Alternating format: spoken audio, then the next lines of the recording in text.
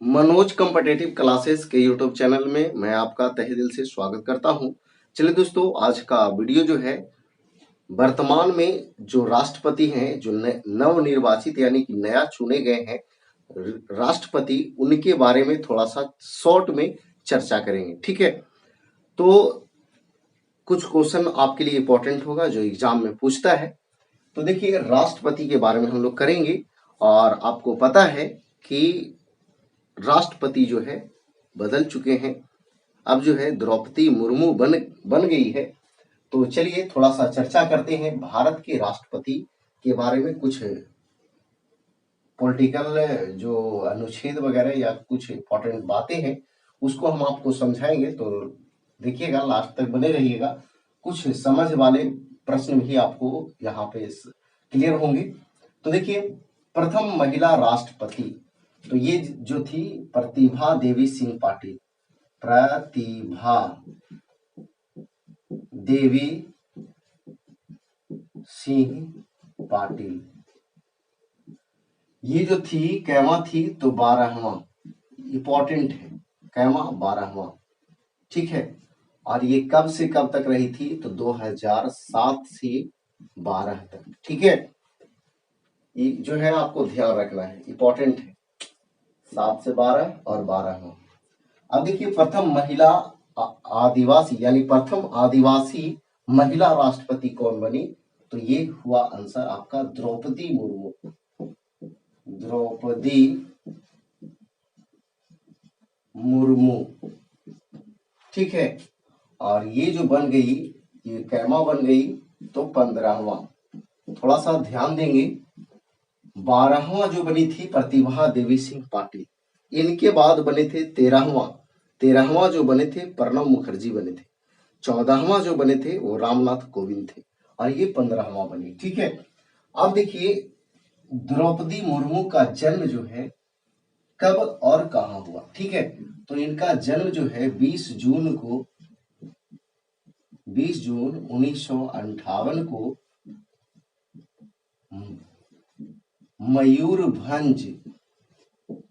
मयूरभंज झारखंड में हुआ। झारखंड में हुआ। ठीक है, अब देखिए, ये झारखंड की राज्यपाल भी रह चुकी हैं।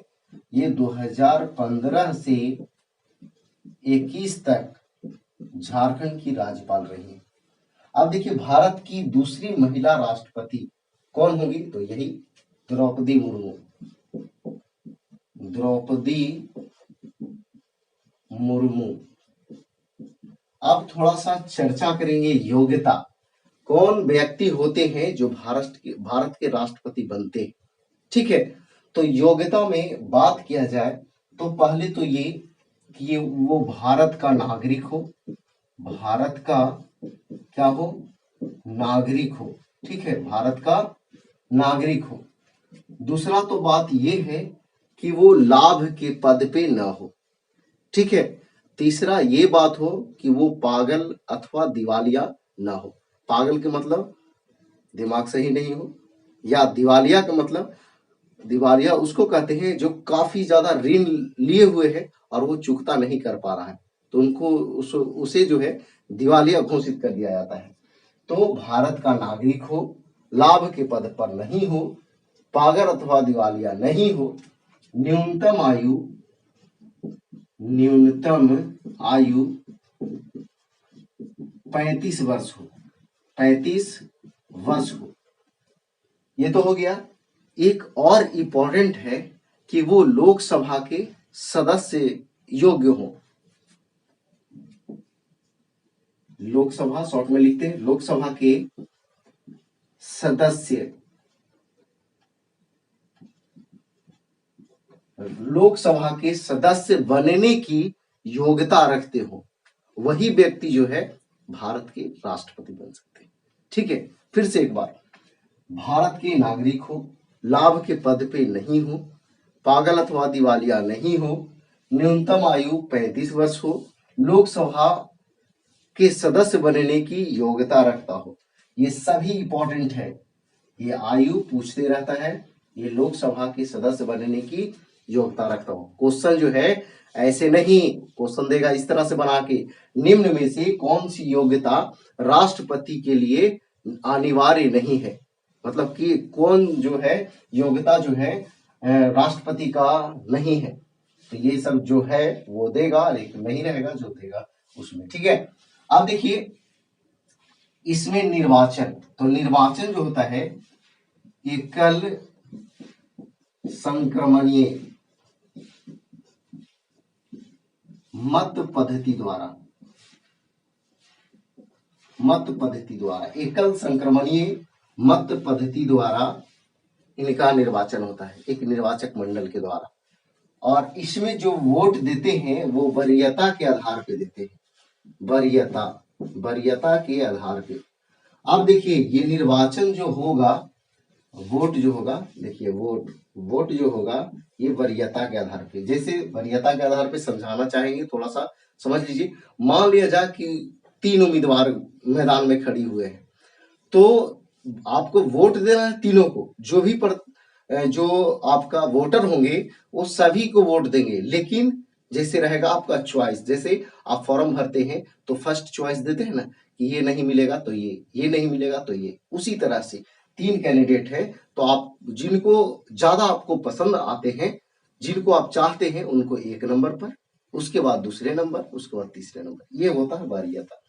अब देखिए थोड़ा सा इसमें जो इनका निर्वाचन होता है इसमें भाग कौन कौन लेते हैं, तो देखिएगा पहला तो हो गया लोकसभा, दूसरा हो गया राज्यसभा, और तीसरा हो गया राज्य या केंद्र शासित प्रदेश, केंद्र शासित प्रदेश। लोकसभा, राज्यसभा, राज्य एवं केंद्र शासित प्रदेश के निर्वाचित सदस्य। अब देखिए नोट में एक क्वेश्चन इंपॉर्टेंट है, वो आपके लिए याद होना जरूरी है, ठीक है। नोट में ये इंपॉर्टेंट है कि राष्ट्रपति द्वारा 14 व्यक्तियों को मनोनीत किया जाता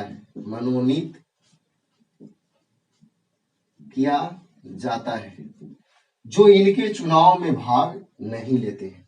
याद रखिएगा ये जो 14 व्यक्ति होते हैं जो इनके द्वारा मनोनीत किए जाते हैं, वो राष्ट्रपति के चुनाव में भाग नहीं लेते, इस बात को ध्यान रखिए, ठीक है।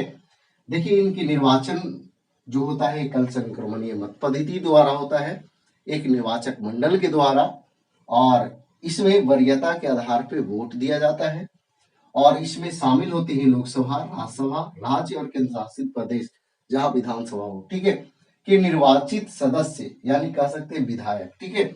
नोट में राष्ट्रपति द्वारा 14 व्यक्तियों का जो मनोनयन किया जाता है लोकसभा, राज्यसभा में, उस व्यक्ति जो है राष्ट्रपति के चुनाव में भाग नहीं लेते, याद रखना है, ठीक है। अब जो है कुछ हम अनुच्छेद का चर्चा करेंगे, और वो आपके एग्जाम के लिए बेहद ही महत्वपूर्ण होगा। पहला तो ये कि 52, अनुच्छेद 52 में क्या कहता है कि भारत में एक राष्ट्रपति होगा, ठीक है।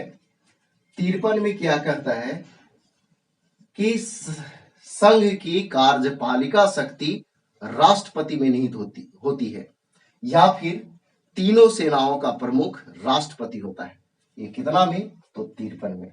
आगे देखिएगा इसके बाद 54 में जो है आपका ये निर्वाचन होगा, ठीक है। 54 में राष्ट्रपति का निर्वाचन। आगे देखिएगा 56 में इंपॉर्टेंट वाला सब कर रहे हैं, ठीक है।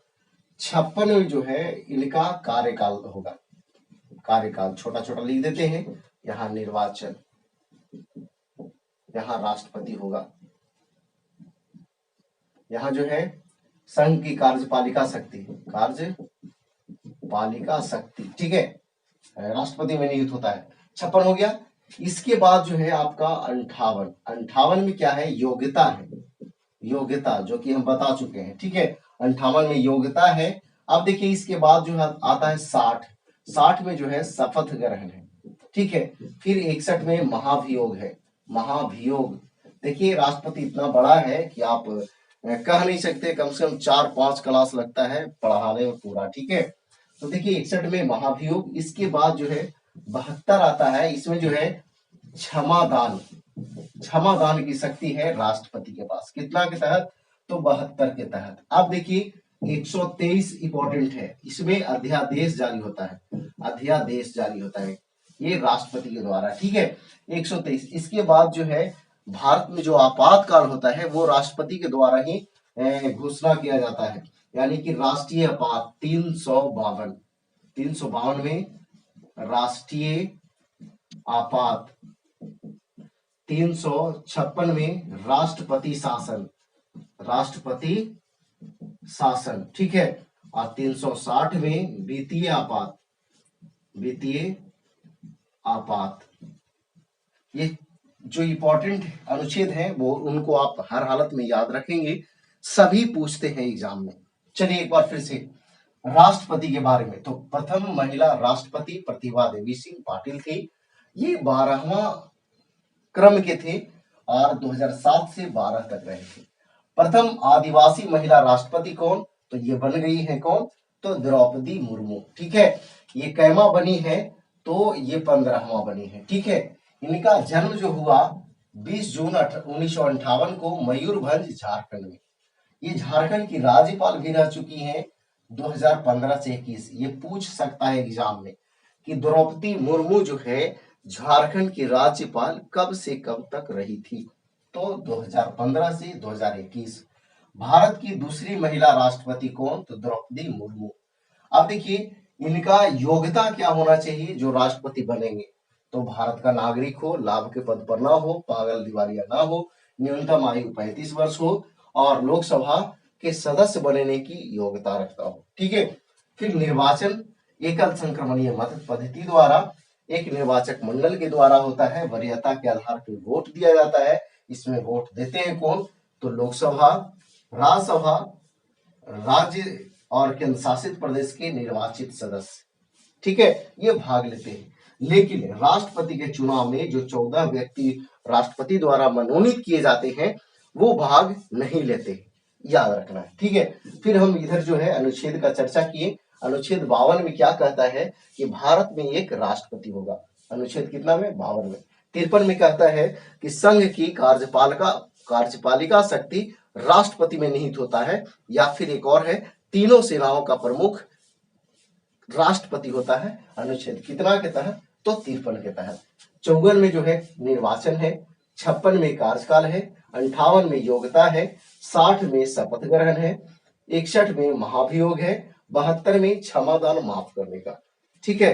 क्षमादान में कई क्षमा करने का होता है, कहने का मतलब ये कि एक जो है यानी दंड को कम करना है, लेकिन एक मृत्यु दंड जो होता है वो वही राष्ट्रपति माफ कर सकते हैं जो निर्वाचित हुए है ना, जो चुने गए हैं वही राष्ट्रपति मृत्यु दंड को माफ कर सकते हैं। हाँ, जो अदर जो होंगे वो कम कर सकते हैं लेकिन माफ नहीं कर सकते हैं। क्या होता है कि जिससे राष्ट्रपति त्याग पत्र दे दिए या फिर नहीं है या कुछ घटना घट गया, तो उसके जगह पर जो भी राष्ट्रपति होते हैं वो मृत्यु दंड को माफ करने के अलावा और सब क्षमादान कर सकते हैं, कम कर सकते हैं, माफ पूरा नहीं कर सकते। आगे 123 तो ये अध्यादेश राष्ट्रपति के द्वारा, 352 तो राष्ट्रीय आपात राष्ट्रपति के द्वारा ही ये सब लगाया जाता है, 356 राष्ट्रपति शासन, 356 वित्तीय आपात, 360। देखिए ये छोटा सा वीडियो तो था लेकिन बेहद ही महत्वपूर्ण था और इम्पोर्टेंट था। तो चलिए ये वीडियो आपको कैसा लगा या वीडियो को कमेंट बॉक्स में आप जरूर जवाब दीजिएगा, ठीक है। अगर पसंद आया वीडियो तो लाइक कीजिए, दोस्तों के पास शेयर कीजिए। तो आज भर इतना ही। जय हिंद, जय भारत, वंदे मातरम।